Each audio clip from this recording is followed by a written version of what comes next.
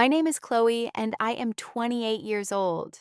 20 minutes before I walked through the doors of a homeless shelter with my 5-year-old daughter and 2 garbage bags full of clothes, my own parents drove away from the parking lot without looking back.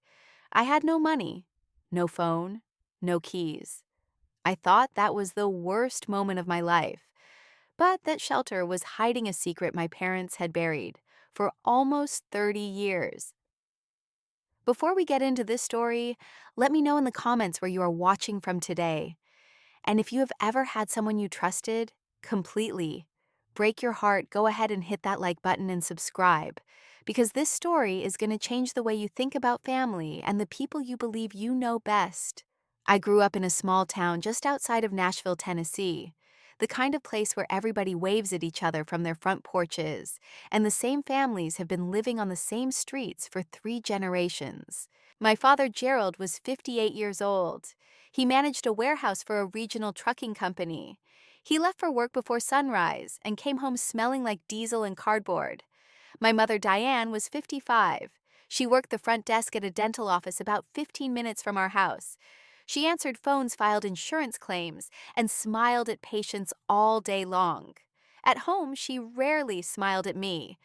We lived in a 3-bedroom house in a neighborhood that was not rich and not poor. The lawn was always cut. The bills were always paid.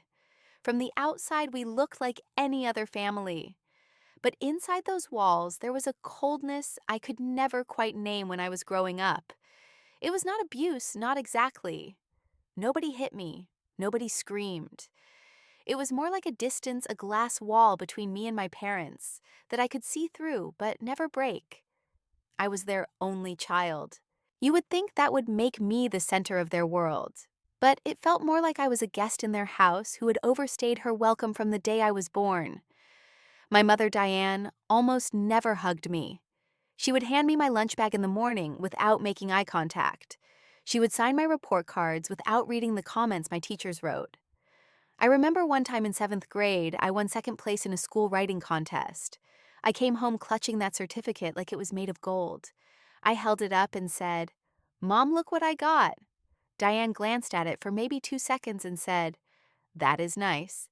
Then she turned back to the stove and kept stirring whatever was in the pot. That was it. No congratulations, no hug, no "I am proud of you." Just, "That is nice," and the sound of a wooden spoon scraping against metal. My father was no better, just in a different way. Gerald was not cold so much as absent.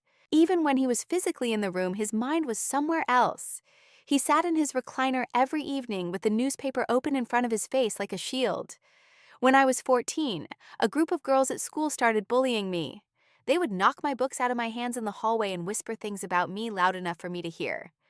I came home crying one afternoon and told Gerald what was happening.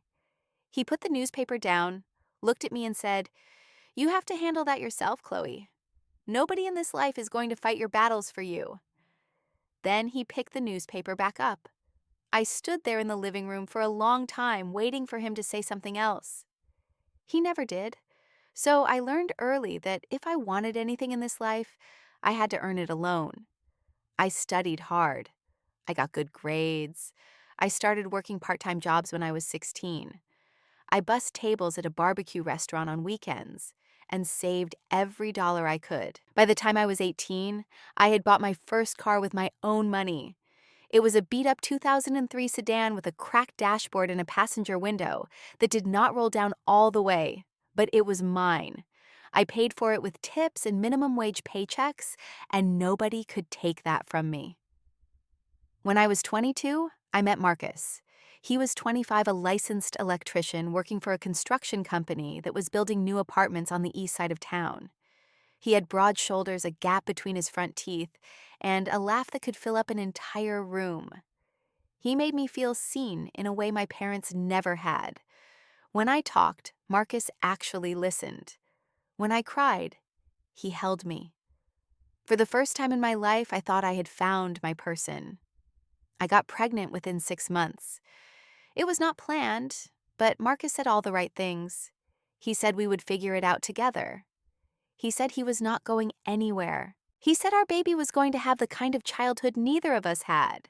I believed every word. Lily was born on a Tuesday afternoon in April, 6 pounds and 11 ounces, with a full head of dark hair and the tiniest fingers I had ever seen. For about 4 months, things were okay. Marcus was around, he changed diapers, he did midnight feedings. But then the construction project ended, and Marcus did not line up another job right away. He started staying out late. He started picking fights over nothing. One morning, I woke up and his side of the closet was empty. He left a note on the kitchen counter that said, "I am sorry, I cannot do this." He also left 3 months of unpaid rent on an apartment I could not afford alone. I had no choice. I swallowed every ounce of pride I had and drove back to my parents' house with Lily in the car seat and asked if we could stay for a while until I got back on my feet. Gerald opened the door and looked at me like I was a stray cat that had wandered onto his porch. Diane stood behind him with her arms crossed. After a long silence, Gerald stepped aside and said, "Fine, but this is temporary." Living under their roof again was suffocating. Diane made comments almost every day. She would look at Lily crying and say, "You chose this path, so deal with it." She would see me heating up a bottle at midnight and shake her head like I was doing something shameful. Gerald acted like Lily did not exist. He never held her. He never said her name. My own father treated his granddaughter like a piece of furniture. But I kept going. I worked 2 jobs. During the day, I was a cashier at a grocery store. At night, I waited tables at a chain restaurant near the highway. I put Lily in a low-cost community daycare. I was saving every cent trying to pile up enough for a security deposit on a small apartment. I told myself just a few more months. Just hold on a few more months and we would be free. There was one thing that stuck in the back of my mind during those weeks, though I did not think much of it at the time. One evening, I walked past my parents' bedroom and saw Diane shoving an old cardboard box into the back of her closet. The box was brown and worn at the edges, like it had been stored somewhere damp for years. I asked her what it was. Diane spun around so fast, she almost lost her balance, and she snapped at me, "Do not go through my things, ever!" Her voice was sharp, almost scared. I held up my hands and walked away. I figured it was old photos or tax documents or something equally boring. I had no idea that box held the first thread of a secret that would unravel everything. I kept telling myself that I just needed a few more months. A few more months of saving, a few more months of enduring the silent judgment, and then Lily and I would be on our own. I had no idea that Gerald and Diane had already made a completely different plan for us. It was a Saturday morning in early October. The air outside had just started to turn cool, and the trees along our street were beginning to show patches of orange and red. I was in the kitchen pouring cereal for Lily when Diane walked in and told me to pack a bag. She said we were all going to visit a relative on the other side of the county, someone I had never heard of, a cousin of Gerald's, who had apparently moved back to Tennessee after years up north. I thought it was strange. My parents never visited anyone. They barely left the house on weekends. But Diane had that tone in her voice, the one that meant, "Do not ask questions, just do what I say." So I packed 2 bags. I put in clothes for me and Lily, some snacks, Lily's favorite stuffed rabbit, and her little bag of crayons. Lily was wearing a floral sundress I had bought her with tip money from the restaurant. She looked so pretty that morning. She had no idea what was about to happen. Gerald drove. Diane sat in the passenger seat. Lily and I sat in the back. Nobody talked. The radio was off. I watched the houses and gas stations slide past the window and tried to make conversation a couple of times, but Diane just stared ahead, and Gerald kept his eyes on the road. After about 45 minutes, the car slowed down and pulled into a parking lot in front of a building I had never seen before. It was a 2-story brick building with narrow windows and a flat roof. The bricks were faded somewhere between brown and rust. There was a small sign near the front entrance. I leaned forward in my seat to read it. Hope Harbor Family Shelter. My stomach dropped. I looked at Diane. I looked at Gerald. I said, "Why are we here? Where is the cousin?" Diane turned around in her seat and looked me straight in the face. Her expression was flat, like she had rehearsed this moment. She said, "You are staying here. Your father and I cannot take care of you and the child anymore. This shelter will help you." I could not process what she was saying. I sat there with my mouth open, Lily on my lap, playing with the ears of her stuffed rabbit, completely unaware that her life was being torn apart. I said, "What are you talking about? This is a homeless shelter. You cannot just drop me off here." Diane opened the car door on my side from the outside and placed our 2 bags on the sidewalk.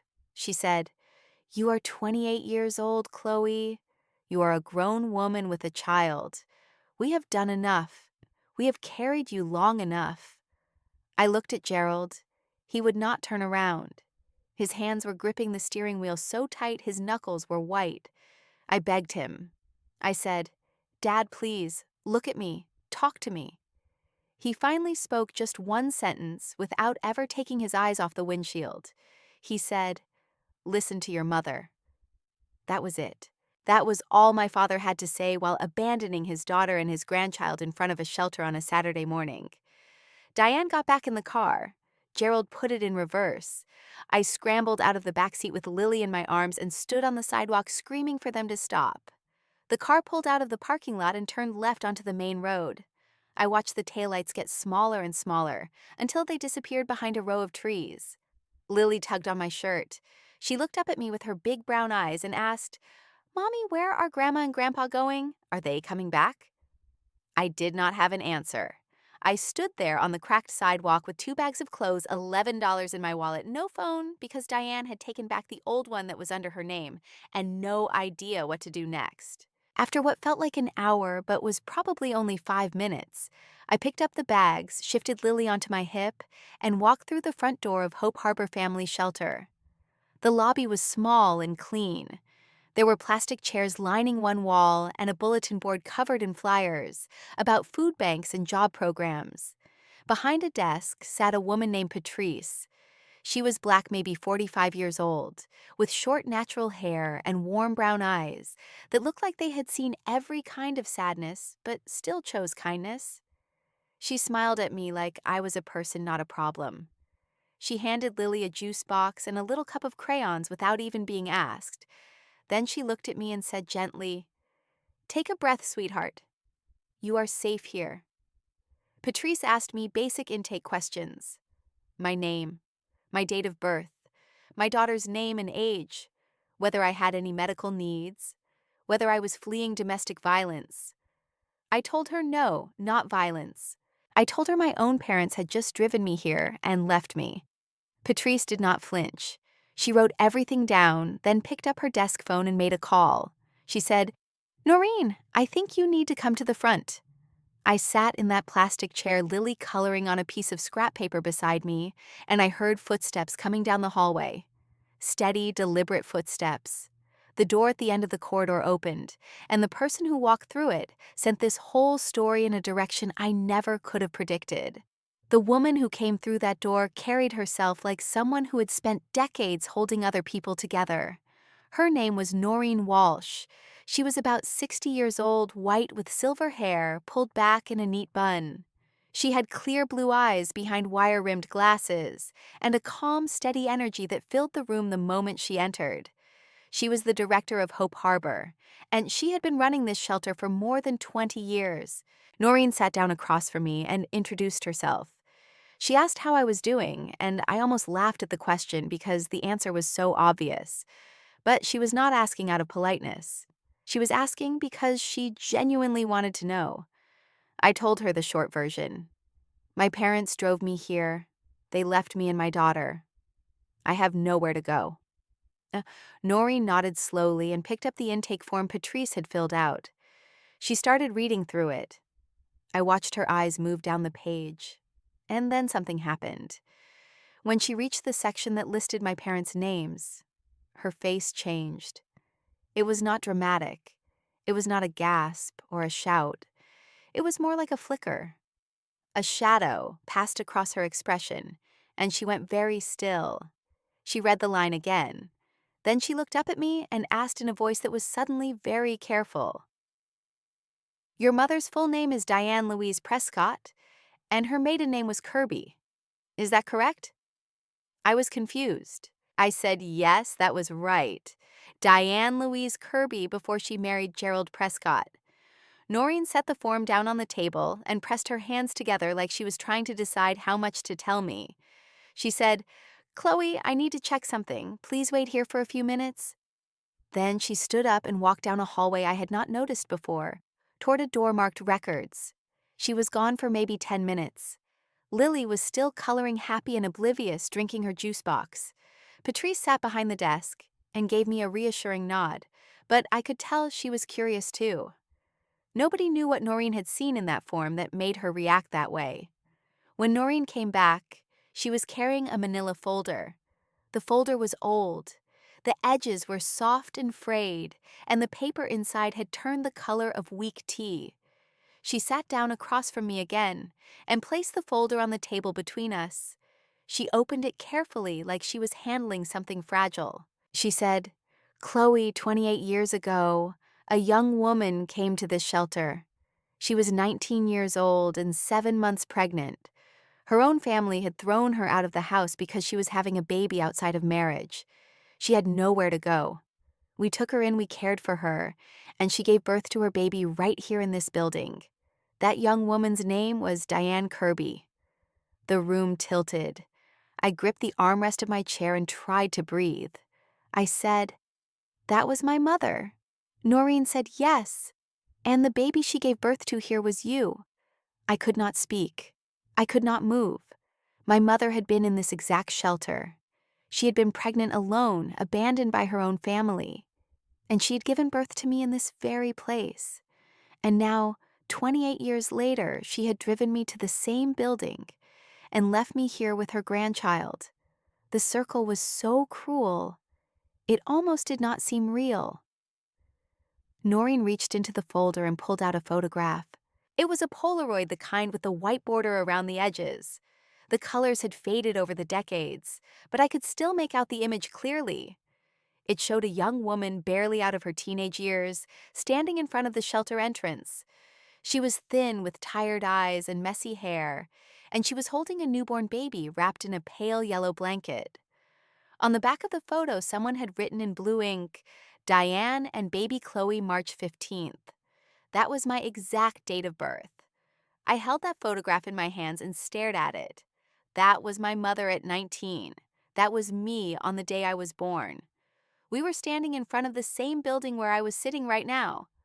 Lily climbed into my lap and pointed at the photo and said, "Who is that baby mommy?" I could not answer her, but Noreen was not finished. She pulled out one more thing from the folder.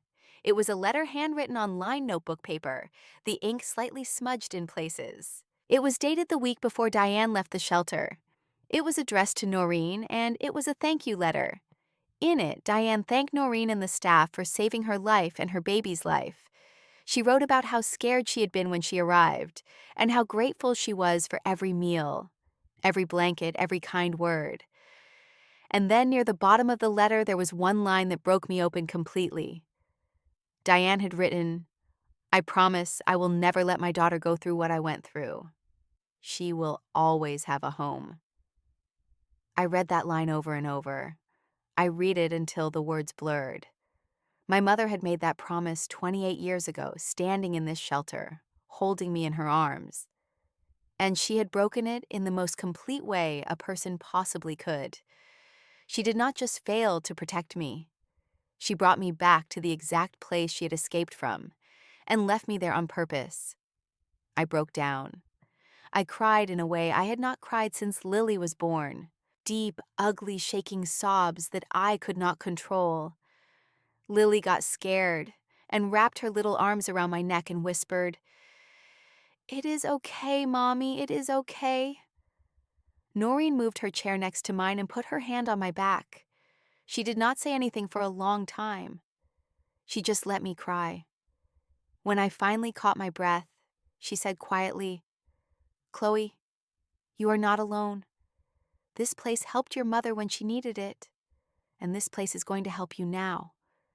But the difference is going to be what you do with that help." I looked down at the photo one more time. 3 generations. The same shelter. The same desperation. But I made a silent promise right there in that plastic chair. I was going to break this cycle. Whatever it took, Lily was never going to sit in a shelter wondering why the people who were supposed to love her had walked away. Noreen arranged for Lily and me to stay in a small room at the end of the second-floor hallway. It had a bunk bed with thin mattresses, a plastic dresser with 3 drawers, and a window that overlooked the parking lot. The walls were painted a pale green that was probably meant to be calming but just looked tired.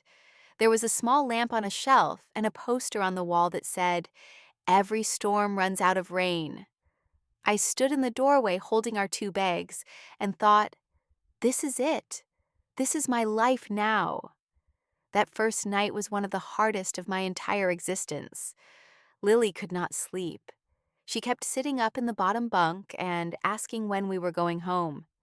She asked when Grandma was going to come get us. She asked if Grandpa was mad at her. I had to sit on the edge of her bed and rub her back and tell her everything was going to be fine, even though I had no idea if that was true. She finally fell asleep around 11, clutching her stuffed rabbit so tight its ear was bent sideways. I climbed into the top bunk and stared at the ceiling and cried without making a sound so I would not wake her. The next morning, I asked Patrice if I could borrow her phone to make some calls. She handed it over without hesitation. I dialed Gerald's number first. He picked up after 4 rings. I said, "Dad, you need to come get us. This is not right." His voice was flat distant, like he was reading from a script. He said, "Your mother made this decision. I cannot go against her." I said, "You are my father. You can make your own choices." He said, "I am sorry, Chloe." Then the line went dead. I called back immediately. This time Diane answered. Her voice was hard like a door slamming shut. She said, "Chloe, you are 28 years old. It is time you learn to stand on your own. Do not call this number again." Before I could respond, she hung up. I tried calling back 3 more times. Each time it went straight to voicemail. They had blocked the number. I sat in the hallway outside my room with the phone in my hand and scrolled through the few numbers I remembered. I called a friend from high school named Tamara. She answered, sounded uncomfortable, said she was sorry about my situation, but she could not help she had her own stuff going on. I called another friend, Megan, twice. No answer either time. I called Marcus, even though I knew it was a long shot. His number was disconnected. The reality settled over me like a wet blanket. I had no one, not a single person on this earth outside of this shelter who was willing to help me. I was 28 years old with a 5-year-old daughter, $11 in my wallet, no phone of my own, no car, because Gerald had driven us here, and no job, because I had missed my shifts and had no way to call in or get to work. Within the first week, I lost both positions. The grocery store manager said, if I did not show up for my next scheduled shift, I was done. I had no way to get there, so I was done. The restaurant was the same story. 2 jobs gone just like that. I filed for emergency assistance through the state, but the paperwork alone took almost 2 weeks, and the actual benefits would not arrive for several more weeks after that. Lily got sick on our 9th night at the shelter. She woke up at 2 in the morning, burning with fever, her little body shaking under the thin blanket. I was terrified. I had no health insurance. I had no money for a doctor. I had no car to drive to an emergency room. I ran down the stairs in my pajamas and found the overnight staff worker, a quiet young man named Douglas, who called Patrice at home. Patrice drove to the shelter in the middle of the night and took Lily and me to a free clinic 3 miles away. The doctor there was named Samuel Reeves. He was an older man, probably in his late 60s, with white hair and a gentle way of speaking that made you feel like he had all the time in the world. He examined Lily carefully. It was a mild viral infection, nothing serious, but he could see the panic on my face. He gave her children's fever reducer and told me she would be fine in a day or 2. Before I left, he put his hand on my shoulder and said, "You are a good mother. I can see that in the way you hold her. Do not ever doubt that." I almost broke down right there in his exam room. Back at the shelter, the days blurred together. I woke up, took care of Lily, ate whatever the communal kitchen provided, and tried to figure out how to rebuild a life from absolutely nothing. The worst part was not the poverty or the uncertainty. The worst part was the voice in my head that sounded exactly like Diane. It whispered things like, "She was right. You are a burden. You are not capable. You will never be enough." At night after Lily fell asleep, I would lie in that top bunk and have entire arguments with that voice, trying to convince myself it was wrong. One afternoon, about 2 weeks into our stay, Lily was sitting at a table in the communal activity room with a handful of other children. A volunteer had given them construction paper and glue sticks. Lily spent almost an hour on her project. When she finished, she ran over to me and held up her creation. It was a picture made from cut-out shapes, 4 figures standing in a row. A small one with brown yarn for hair that was Lily, a taller one next to her that was me, and 2 more on the other side, one with gray crayon scribbles on top, and one with yellow. She pointed at them and said, "That is Grandma and Grandpa. I made our family." I took the picture from her hands and smiled and told her it was beautiful. Then I turned around so she could not see my face and pressed my palm against my mouth to keep the sound inside. But that same night, lying in the dark, listening to Lily breathe in the bunk below me, something shifted. I thought about Diane at 19, alone in this building giving birth to me. I thought about how she had been given a chance, and she had taken it. She walked out of here and built a life. It was not a perfect life, it was not even a particularly warm life, but she survived. And then I thought about what she had done to me bringing me back here, like she was returning a package she did not want anymore. And I realized something that cut through all the sadness and the shame. I was not Diane. I did not abandon people. I did not give up when things got hard. I did not throw away the people who needed me most. Whatever she was something different. And this shelter, this place she meant as a punishment, was going to be the place where I proved it. Noreen called me into her office on a Monday morning about 3 weeks after we arrived. Her office was small, lined with filing cabinets and framed certificates. There was a potted plant on her desk that looked like it had survived decades of fluorescent lighting. She asked me to sit down, and she laid out a plan. She told me that Hope Harbor ran a program specifically for single mothers in transitional housing. The program included career counseling, a job placement service, a free childcare center on the ground floor that operated during business hours, and connections to community resources for legal aid and financial literacy. She said most women who completed the full program left the shelter within 3 to 4 months with a job, a plan, and a place to live. Then Noreen told me something personal. She leaned back in her chair and folded her hands and said, "Chloe, I understand what you are feeling because I lived it." She told me that when she was 24 years old, she had been a single mother with a toddler and no support system. She had lived in a shelter for almost a year. During that time, she enrolled in community college, earned her associate degree, and eventually worked her way up to a bachelor's in human services. She came back to work at the shelter that had taken her in, and 20 years later, she was running it. She said, "This place saved my life. I stayed to make sure it could save other lives too. And now it is going to save yours, but only if you do the work." That conversation rewired something in my brain. For the first time since Gerald's car pulled out of that parking lot, I stopped thinking about what I had lost and started thinking about what I could build. The next day, I enrolled in every program Noreen recommended. I dropped Lily off at the shelter's childcare center each morning. It was run by a retired kindergarten teacher named Gloria, who had a voice like warm honey and could calm any crying child within 30 seconds. Lily loved her almost immediately. I went to the career counseling office and worked with a counselor named Adrienne, a young woman fresh out of graduate school, who was relentlessly optimistic in a way that I found annoying at first, and then genuinely helpful. Adrienne helped me rewrite my resume, coached me through practice interviews, and eventually connected me with a part-time position at a small law office about 2 miles from the shelter. The attorney who ran the office was named Brenda Holloway.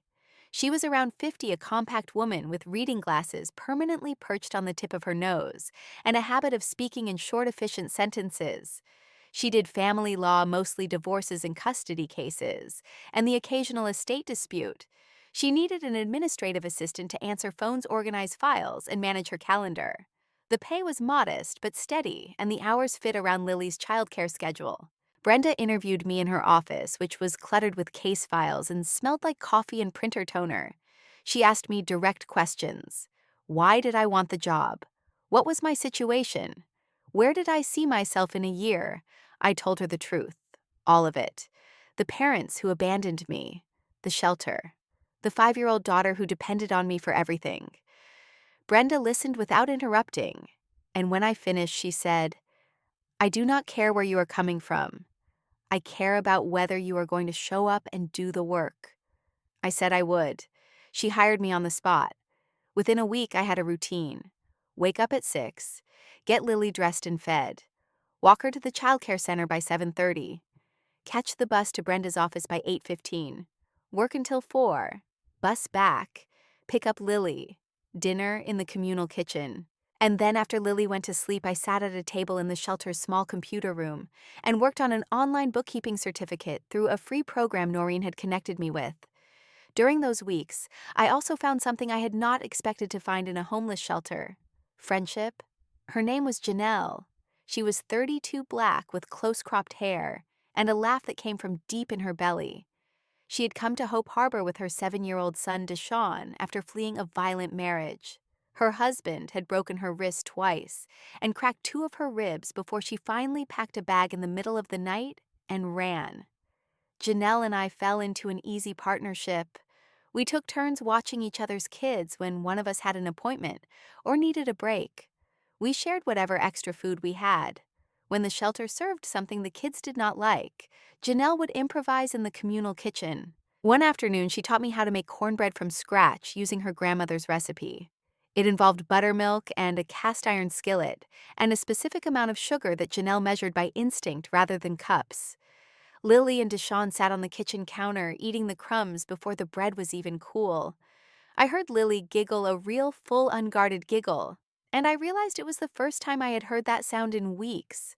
Around the same time, something else happened that changed the direction of everything.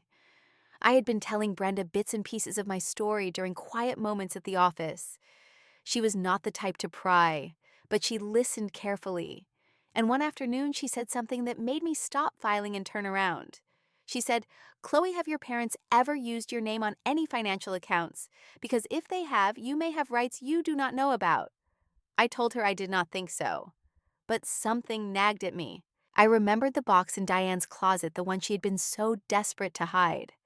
I remembered how she reacted when I asked about it, so I asked Brenda if there was a way to check. Brenda made a few calls and ran a search through public records.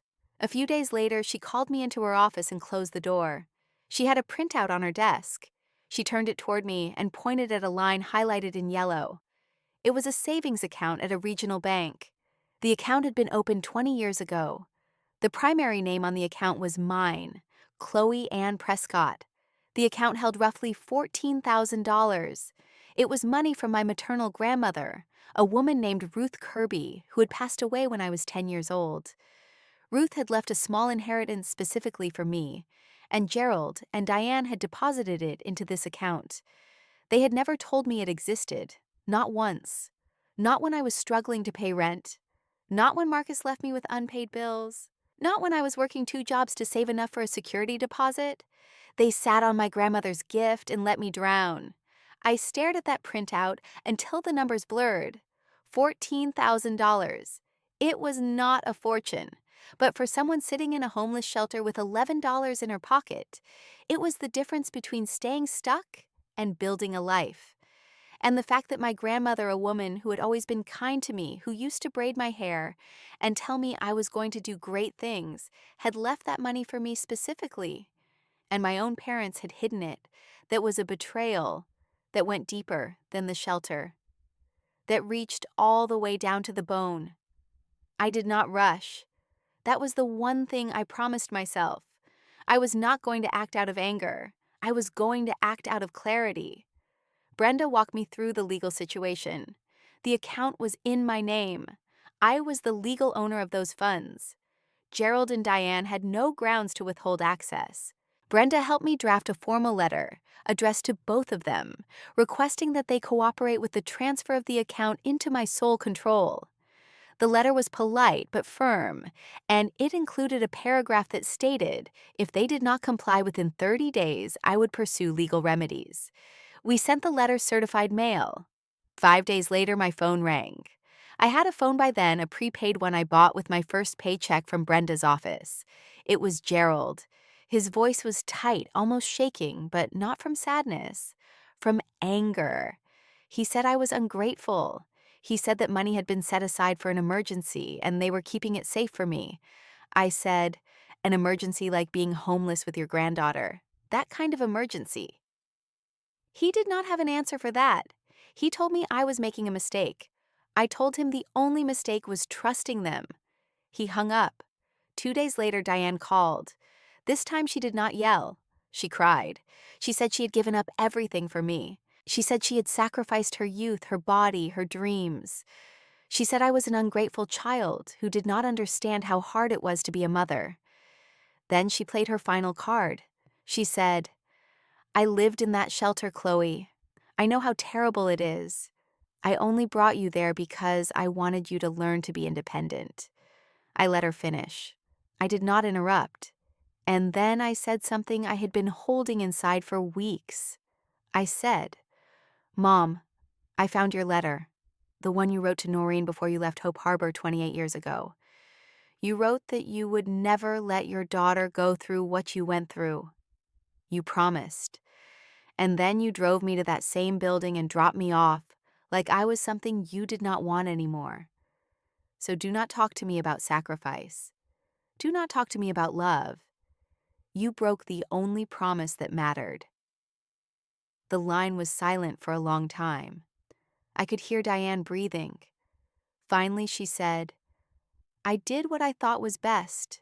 I said, No, you did what was easiest for you. There is a difference. Then I said the last thing I would say to my mother for a very long time. I am not asking you for anything anymore. I am taking back what belongs to me. Grandma Ruth left that money for me, and you had no right to keep it. Brenda handled the rest. The bank confirmed the account was in my name. Gerald and Diane had no legal standing to contest it. Within 2 weeks, $14,062 were transferred into a new account I opened at a different bank. I sat in the parking lot of that bank for 15 minutes, staring at the receipt hands trembling against the steering wheel of the old car Brenda had helped me buy for $800 from one of her clients who was upgrading. I used the money carefully. I put down a deposit and first month's rent on a one-bedroom apartment about 10 minutes from Brenda's office. It was small, just a living room, a kitchen, a bedroom, and a bathroom. But it was clean, and the landlord allowed children. I bought a prepaid phone plan with data so I could access email for work. I enrolled Lily in the local public preschool program. I paid for 3 months of basic health insurance for both of us. The rest went into savings. The day Lily and I left Hope Harbor was a Tuesday. We had been there for 2 months and 10 days. I packed our things, which now included more than we had arrived with, because the staff and other residents had donated clothes, books, and toys for Lily. I carried our bags downstairs and found Noreen waiting by the front door. She hugged me. It was a real hug, the kind where someone holds you tight and does not let go right away. She pulled back and looked at me and said, Your mother walked out of this building 28 years ago, but she never truly left this place behind. She carried the shame with her, and it poisoned everything. You are walking out different, Chloe. You are walking out free. Patrice came around from behind the desk and handed Lily a brand new set of colored pencils in a tin case. Lily's face lit up like Christmas morning. Janelle was standing near the stairwell. She was crying and trying to pretend she was not. I hugged her and whispered, You are next. You are getting out of here too. She laughed through her tears and said, You better save me an apartment in your building. I told her I would hold her to that. I loaded our bags into the trunk of my car and buckled Lily into the booster seat I had bought at a thrift store. Before I pulled out of the parking lot, I stopped and looked at the building one more time. I thought about Diane at 19, stepping out of that front door with baby me in her arms. I thought about how scared she must have been and how much potential that moment had held. And then I thought about how everything had gone wrong after that, how the fear and the shame had curdled into something cold and controlling, how she had turned into the very thing she had once fled from. I turned the key in the ignition. Lily said from the back seat, "Mommy, where are we going?" I looked at her in the rearview mirror and smiled. I said, "We are going home, baby." She said, "Our home." I said, "Yes, Lily, our very own home." The first few months in that apartment were not easy. I want to be honest about that because I think sometimes people hear a story like mine and they imagine that once you get the apartment and the job and the money in the bank, everything just falls into place like the final scene of a movie. It does not work that way. Healing is not a straight line. It zigzags. Some days you feel like you have conquered the world, and other days you are sitting on the bathroom floor at midnight, wondering if Diane was right about you all along. There were nights in that apartment when Lily was asleep in her little bed, which was really just a mattress on the floor with a quilt Janelle had given us, and I would sit at the kitchen table in the dark and replay everything. I could hear Diane's voice saying, "You are a burden." I could see Gerald gripping that steering wheel, refusing to look at me. I could feel the cold plastic of that shelter chair under my legs. Those memories did not just disappear because I had an apartment now. They lived inside me like splinters, small but sharp. But I kept going. That was the only strategy I had. Keep going. Brenda gave me more responsibility at the office. She started letting me sit in on client consultations so I could learn how family law cases worked from the inside. I finished my bookkeeping certificate, and Brenda immediately put it to use, having me reconcile the firm's monthly accounts. She told me one afternoon without any fanfare, "You are the best assistant I have had in 12 years." Coming from Brenda, who did not waste words on empty compliments that meant everything. Lily settled into preschool like she had been waiting her whole life for it. Her teacher, a patient woman named Ms. Diaz, told me during our first parent conference that Lily was bright, curious, and incredibly kind to the other children. She said, "Whatever you are doing at home, keep doing it. That little girl has a light inside her." I nearly cried right there in the tiny plastic chair they give parents at school conferences. Janelle kept her promise and got out of the shelter about 6 weeks after I did. She found a place just a few blocks from my apartment, a studio with a pull-out couch for Deshawn. We started a tradition of Saturday dinners. One week at my place, the next at hers. The kids would play in whatever space was available while Janelle and I cooked and talked, and sometimes just sat together in comfortable silence. Those Saturday nights felt more like family than anything I had experienced in my parents' house. I started going back to Hope Harbor once a month as a volunteer. I would sit with new women who had just arrived, the ones with the red eyes and the shaking hands, and I would help them fill out their intake paperwork. I did not give them speeches or advice. I just told them my story. I told them where I had been sitting 3 months ago and where I was sitting now. I told them about the bunk beds and the thin mattresses and the poster about rain on the wall. And I told them that this place, as small and imperfect as it was, could be the foundation for something they could not yet imagine. As for Gerald and Diane, I will tell you where things stand. I do not talk to my mother. She has not called since that last conversation about the money, and I have not reached out. I spent a long time being angry at her, and then I spent a long time being sad, and now I'm in a place where I simply accept what happened. Diane is who she is. She was a scared 19-year-old who was given a second chance and never dealt with the trauma underneath. She buried it, built walls around it, and when I came along and needed her to be vulnerable and loving, she could not do it. That does not excuse what she did. It does not make it okay. But understanding it has allowed me to stop waiting for an apology that is never going to come. Gerald called once about 2 months after I moved into the apartment. He said he missed Lily. His voice sounded tired, older than I remembered. I told him he was welcome to see Lily, but only under specific conditions. He would have to meet us at a neutral location, a park or a restaurant. And he would have to acknowledge out loud that what he and Diane did was wrong. He said he would think about it. He never called back. Noreen gave me the Polaroid photograph, the one of Diane holding newborn me in front of the shelter. I hung it on the wall in my bedroom right next to Lily's first finger painting from preschool. I look at that photo every morning when I wake up. Not because I want to remember Diane. I look at it because I want to remember where I started.